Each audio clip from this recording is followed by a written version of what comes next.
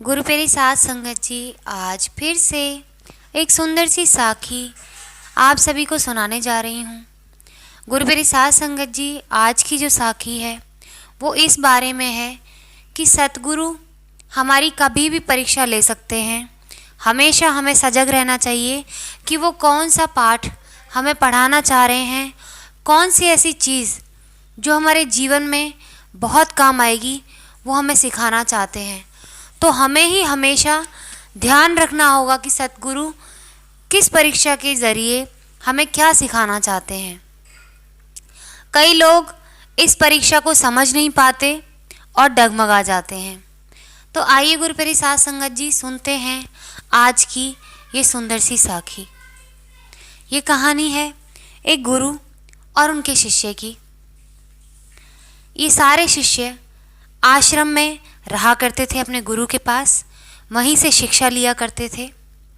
एक दिन गुरु ने सोचा कि क्यों ना इन सब के सब्र की परीक्षा ली जाए, देखते हैं कौन कौन पास होगा।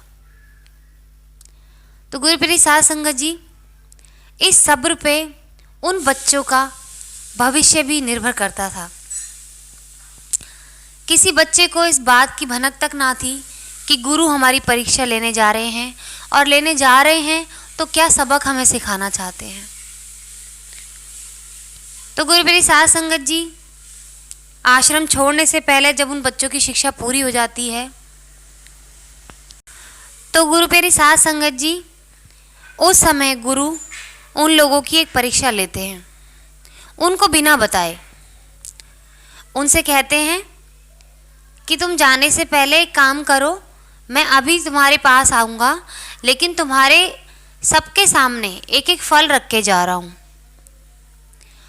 और इस फल को मेरे आने तक मत खाना, जब मैं आऊँ तभी खाना। गुरु प्यारी साध संगत जी, वो 10 शिष्य थे। 10 में से 3 शिष्यों ने, किसी ने 2 मिनट इंतज़ार किया, किसी ने 3 मिनट इंतज़ार किया और किसी ने 5 मिनट इंतज़ार किया। और उसके बाद उनके दिमाग में आने लगा कि हम आश्रम से जाने वाले हैं, हो सकता है सतगुरु ने हमें भेंट में दिए हों, खाने के लिए ही दिए हैं, तो क्यों ना खा लें। उनको मना करने के बाद में उनके दिमाग में ऐसा आने लगा कि मना क्यों किया। और जब कई बार ऐसा इंसान के साथ होता है, जब जो चीज़ मना की जाती है इंसान वही काम करता है। उन 3 बच्चों ने भी सेम वही काम किया, लेकिन 7 ऐसे बच्चे थे जिन्होंने अपने गुरु की आज्ञा का पालन किया।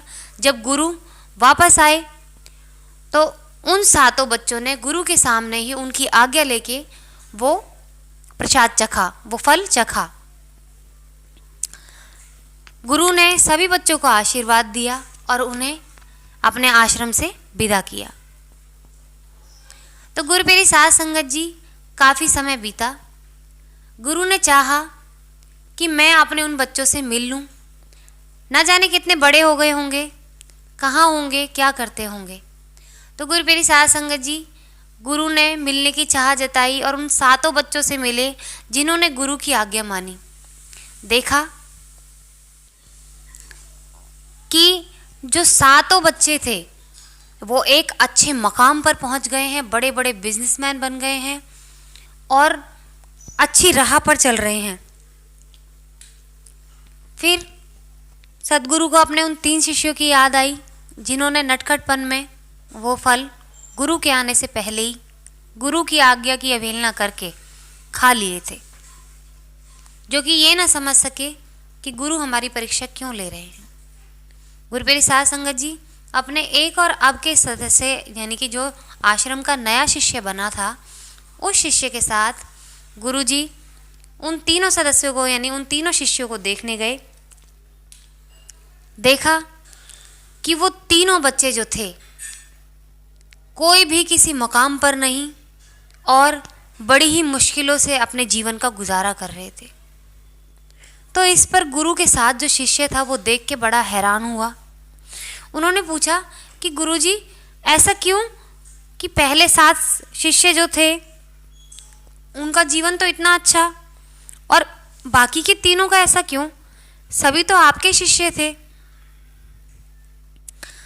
तो सद्गुरु ने उसके सिर पे हाथ फेरा और उसे समझाया कि आज मेरा तुझे यहाँ लाने का मकसद भी यही था, ताकि मैं तुझे ये दिखा सकूं कि तू इन लोगों की तरह गलती ना करे।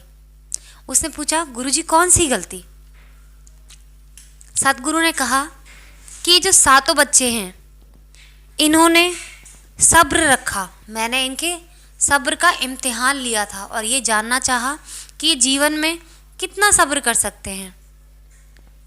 मैंने अपने 10 बच्चों को यही परीक्षा पास करने के लिए वो फल दिया था। आज से काफ़ी साल पहले की बात है, लेकिन उसमें 3 बच्चे फेल हो गए और 7 बच्चे पास हो गए।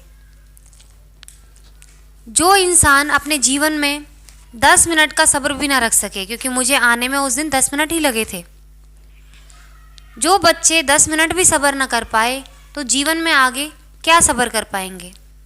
और सब्र का हमारे जीवन में बहुत महत्व है। जिसके जीवन में सब्र नहीं है वो जीवन में कुछ नहीं कर सकता।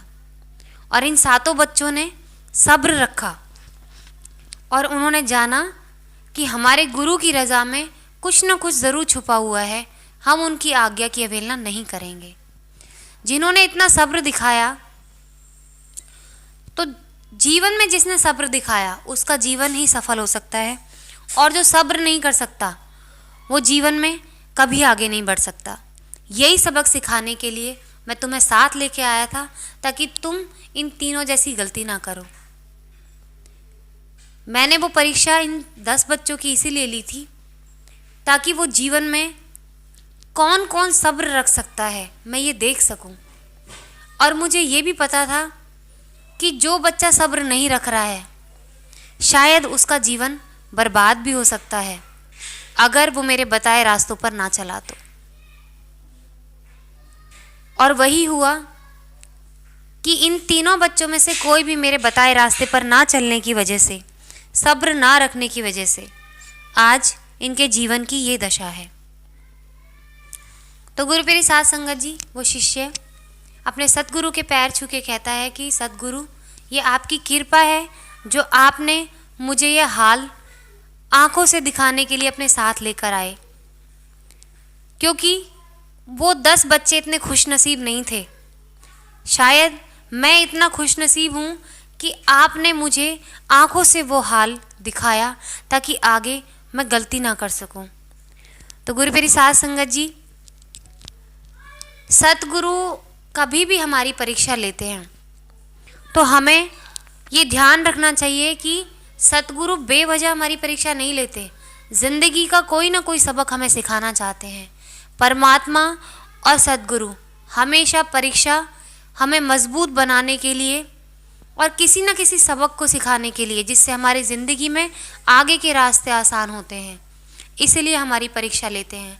हम हमेशा परीक्षा देते वक्त घबरा जाते हैं कि इतना दुख हमें क्यों मिल रहा है, लेकिन परमात्मा वो दुख की घड़ी भी देता है तो आगे आने वाली 100 घड़ियों के लिए, 100 सुख की घड़ियों के लिए वो दुख हमें देते हैं, ताकि हम उस आने वाली घड़ी को बर्दाश्त कर सकें। क्या पता हमारे जीवन में, हमारे भाग्य में क्या लिखा है। उसके लिए हमारे सद्गुरु, हमारे परमपिता परमात्मा यही चाहते हैं कि हम तैयार रहें उसके लिए, हम कमज़ोर ना पड़ें और टूट ना जाएं। और वो बहुत भाग्यशाली होते हैं जिनकी परीक्षा ली जाती है। गुरु प्यारी साध संगत जी, आज इसी के साथ इस सुंदर सी साखी को यहीं समाप्त करना चाहूँगी। मिलती हूँ आपसे अपनी अगली वीडियो में नई साखी के साथ। तब तक के लिए सिमरन करते रहें और निस्वार्थ रहें।